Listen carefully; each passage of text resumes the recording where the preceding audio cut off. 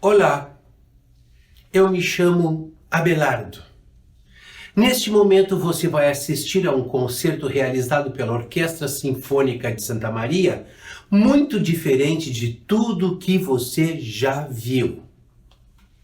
Diferente porque estamos todos isolados em função da pandemia. Cada componente da orquestra está em sua casa, em algum lugar distante. Diferente também porque vamos conhecer a música do ponto de vista da neurociência cognitiva. Os concertos sinápticos são eventos de divulgação científica. É um esforço voltado para entender o que acontece no cérebro humano quando eles ouvem e fazem música. Se chama concerto sináptico porque vamos conhecer o que acontece dentro do cérebro do músico enquanto executa a obra. A palavra sinapse significa uma região de comunicação entre dois neurônios por onde é transmitido um impulso nervoso. Ou seja, é um local de bate-papo entre células nervosas. Para realizar este evento virtual registrado neste documentário, foi necessário uma grande mobilização entre artistas, professores, estudantes de música, técnicos e cientistas.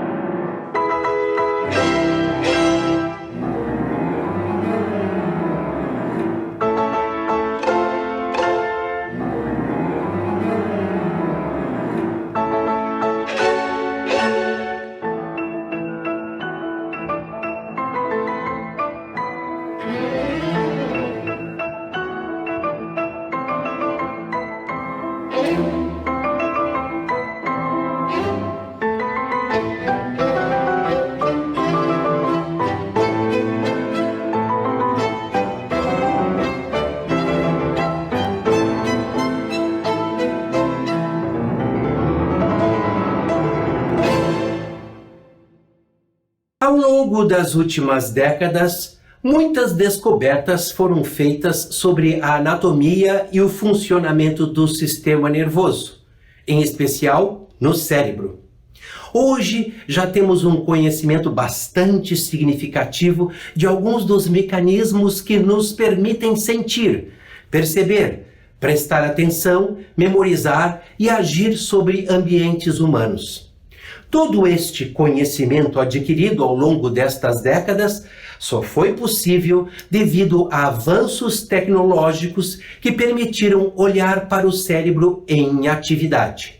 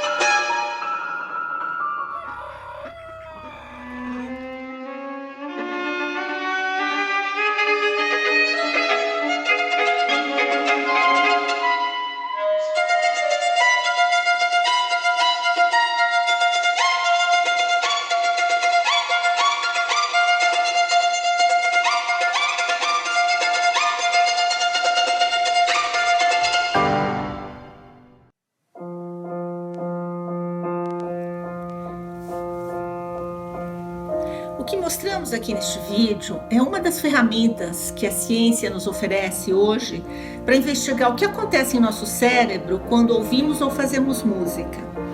Essa ferramenta, em conjunto com outras que surgiram nas últimas décadas do século XX, tem nos ajudado a desvendar os mecanismos e processos neurais envolvidos tanto nas respostas estéticas e emocionais à música, como na percepção e produção musical, seja por meio da performance, da composição, da improvisação, ou mesmo da nossa imaginação musical.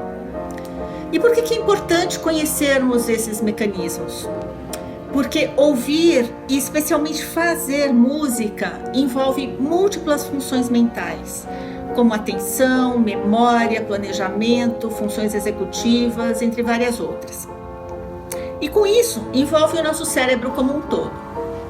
Então, estudar como o nosso sistema nervoso percebe e produz música é caminhar em direção ao entendimento dessas funções mentais.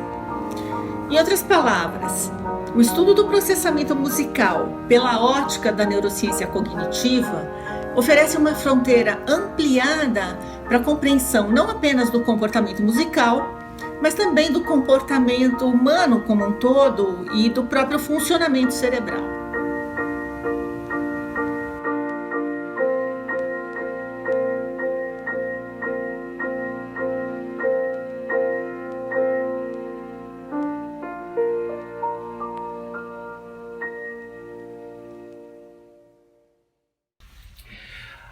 Aquilo que parecia cena de filme de ficção, hoje é uma realidade. Poder observar o funcionamento do cérebro de um pianista segundos após a execução de uma obra sinfônica. Ricardo Sato não é um cientista maluco. Ele é um colaborador científico do Núcleo Interdisciplinar de Neurociência Aplicada da Universidade Federal do ABC. Ele é quem vai nos mostrar os equipamentos usados nessas pesquisas.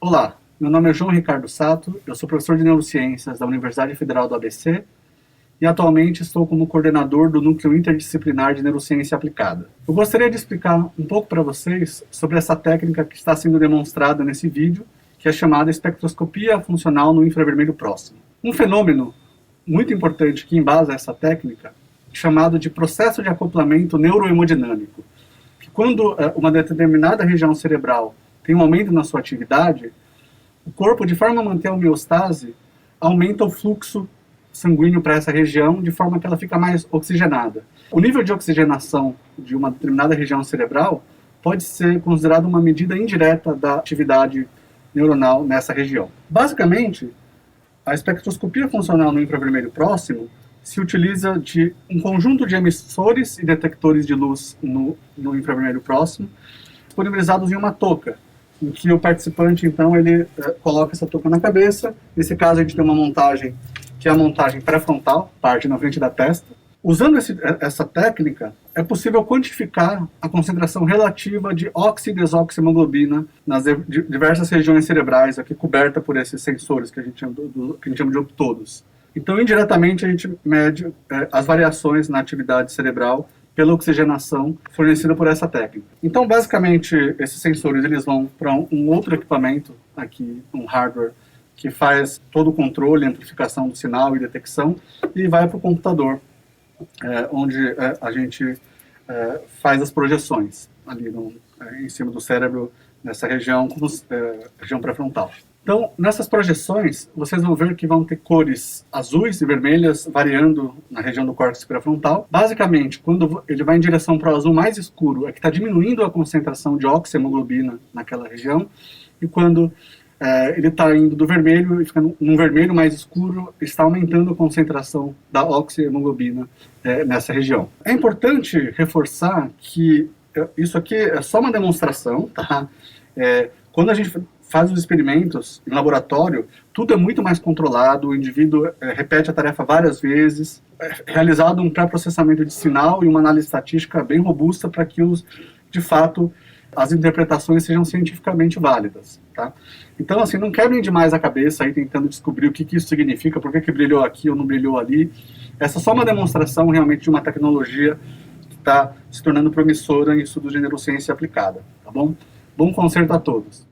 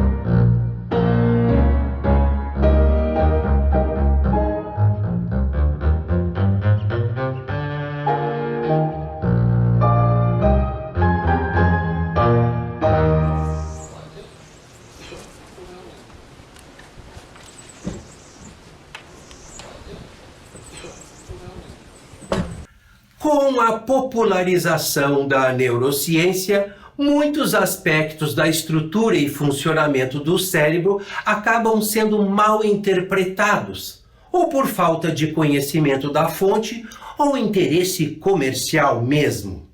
Hoje corre pela internet modismos e notícias falsas sobre remédios, tratamentos ou atividades que tornariam as pessoas mais inteligentes. São os neuromitos. Como todo mundo gostaria de ter um cérebro de super-herói, por vezes acreditam em receitas mágicas, mas que, infelizmente, não são baseadas em evidências. Não funcionam na prática. Essas receitas mágicas incluem a falsa percepção de que ouvir determinadas músicas pode tornar, por exemplo, alguém mais inteligente. Por muito tempo, acreditou-se no mito do efeito Mozart, inclusive com criação de CDs personalizados para crianças e bebês, que prometiam que a audição constante das peças de Mozart poderia tornar a criança ou bebê mais inteligente. Mozart sempre foi um alvo fácil desse tipo de mito, porque ele mesmo era considerado uma criança prodígio na história da música. Claro que ouvir determinadas músicas pode despertar emoções diferentes em pessoas diferentes, dependendo também da cultura que cada um está imerso. Essas emoções que o ouvir música desperta pode ou não ajudar na concentração, na disposição ou no estado de ânimo do indivíduo. No entanto, apenas o fazer música, o estudar música, parece estar diretamente relacionado com um verdadeiro desenvolvimento cognitivo.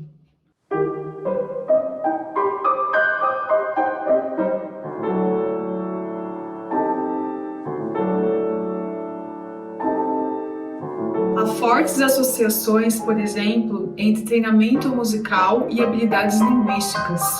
Maior fluência na leitura, maior facilidade no aprendizado de uma língua estrangeira, mais facilidade na compreensão da fala em um ambiente ruidoso, habilidades visoespaciais, matemática, memória, QI, desempenho acadêmico, entre outros.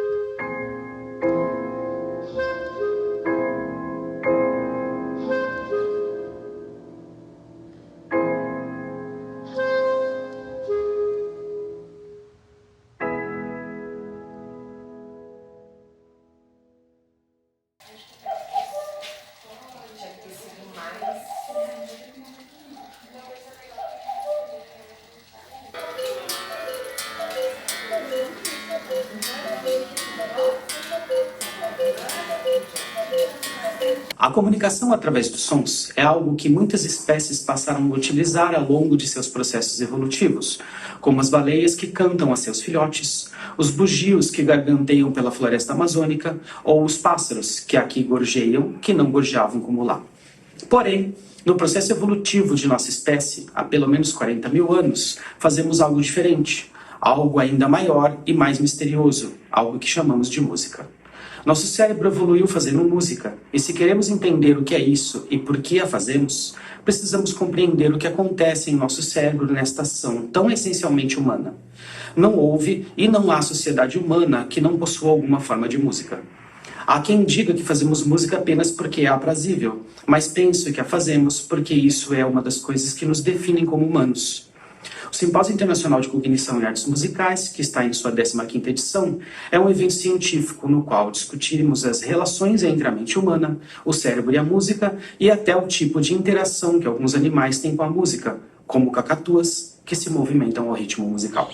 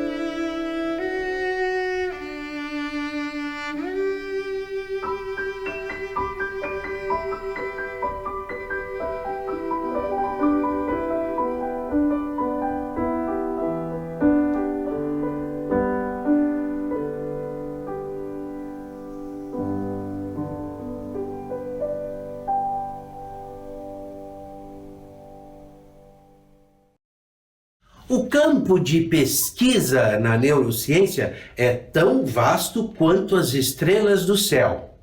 A cada descoberta, uma nova porta se abre neste universo de conexões.